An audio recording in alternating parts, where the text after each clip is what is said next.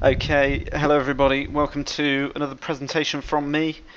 Today it's going to be on JP Morgan and a position that they took recently in a stock called AON. And today's lesson or PowerPoint presentation is all about what are the forces at play that affect stock prices. Primarily it's asset management firms, I can tell you that from experience. What I'm going to do today is break that down into very simple terms for retail to understand. And as I say, it's all about how asset management firms have controlling interest and how they ultimately control the markets. And today's case study is between JP Morgan Asset Management and the AON stock, is the stock in play. So this is about over a 30-day period. I'm going to now explain. Before we do that, for those that don't know, all this information is derived from 8.3 and 8.5 forms, and we also look at things called Irish Takeover panels, which we will come on to later on. These essentially show, these are public information forms that will show interests in shares and so on. Sorry. And so any person or institution that has an interest of more than 1% on the capital of a company in a bid situation on both sides, that's buyers and sellers, must disclose any dealings that they have in these particular stocks and their overall position, whether it's made up of options or whatever it may be. 8.3 is always completed by the shareholder to clarify what they've bought, what they've sold, and the size of their stake, and that's what we'll be primarily looking at today. So let's jump into it. This is a screenshot from AON, and it's regarding JP Morgan's interest in the stock. Now this was dated 30th of June, so as I say, about a month ago. What we can see here on this disclosure form is that you can see JP Morgan's position in the stock. So here on the long interest and the short interest side, you can see that JP Morgan built a position of 3.5% a long position and a 0.95% short position. What does that tell us? Well, it tells us that they've got an outright long position in the market. They are bullish. This isn't a straddle because the ratio is not near 1-to-1. That you can clearly see that they're net long and they're quite a bit more long than they are short. And if we add up total positions, not just derivatives but options as well, the total stake is actually even a slightly higher ratio. It's almost 4 times. You can see their total long interest is 3.94%, total short being 1.16%. So they're massively net long. Here what I've done is I've outlined when that position was made public from JP Morgan.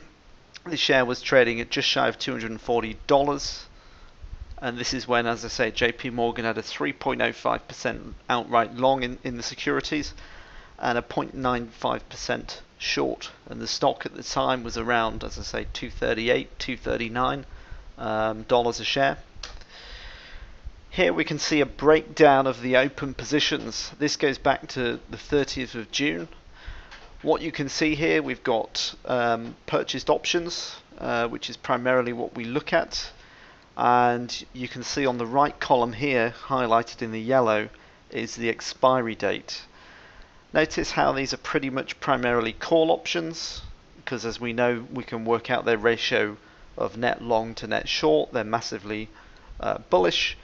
And you can see here in the yellow column here highlighted, JP Morgan had calls expiring at 230 and 240 a share by July, so this month now.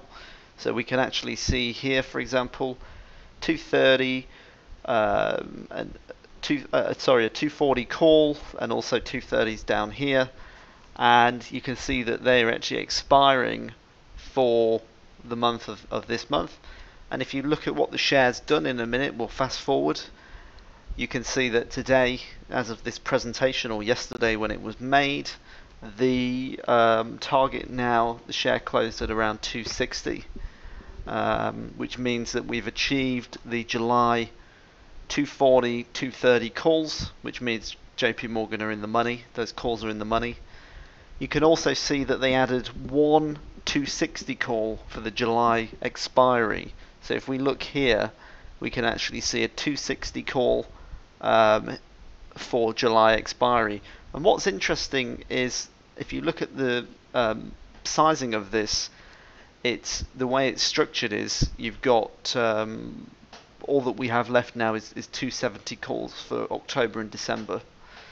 The July call at 260, the volume was almost half the size of what we were expecting. So you can see here, the July call 1607, the price should be over 260 bucks. The volume for that, the number of securities they purchased was about half that of the December, the November and December 260 calls, which had volumes of 54 and 74. What does that tell me? It tells me perhaps they weren't expecting 260, but they put in a bet nevertheless. They're certainly expecting it for December, hence the bigger volume there on the 260 calls.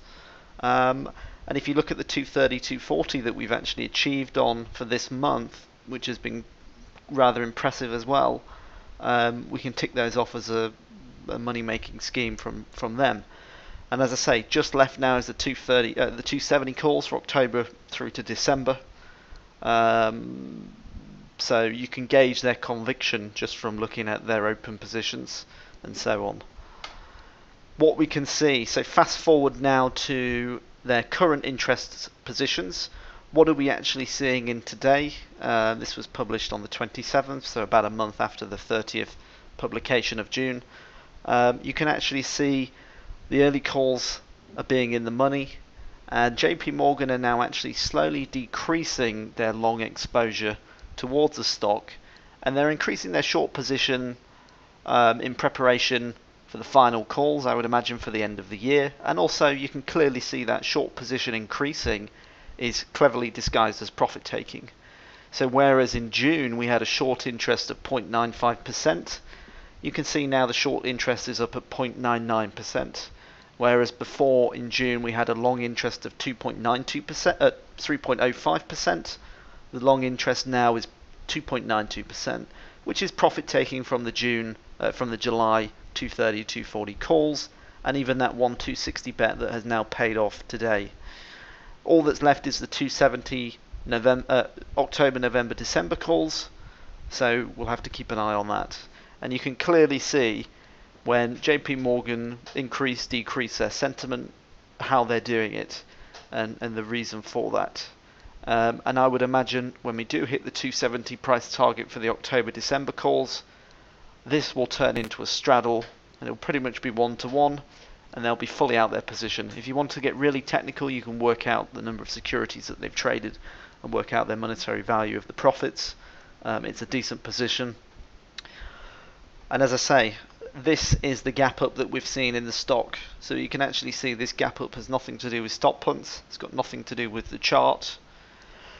No bullish breakout patterns.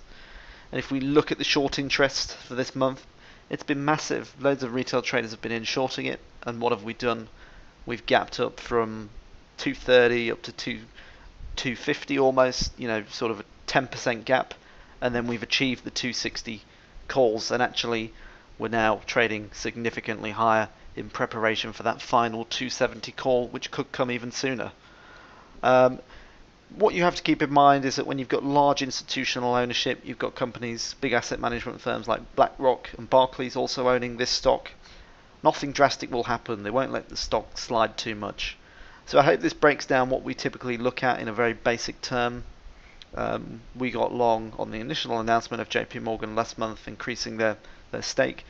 This gap up is now partly due to, as we can see, JP Morgan profit taking, reducing their long exposure, increasing their shorts to cover. I imagine when we do hit that 270 price target and all of their calls, their written calls, are achieved, as I say, they'll go back to a straddle and slowly take everything off the table. So as I say, this is a very basic breakdown. What we've been looking at is one example of understanding disclosure forms 8.3, and we use this very frequently. This is broken down into very simple terms. It's a lot of data harvesting, going back, putting pieces of information together, printing it out, building a timeline of interest, and vice versa. And that squeeze up was perfectly timed with the tick volume, which we saw retail coming in looking to short the stock. And on a final note, this market that's really only ever trended up, it's quite funny really. You've got a stock that's got a large commercial institutional ownership. It's never really slid. I've never seen a chart do this that just goes up and up and up. So there you have it. Okay, thank you very much.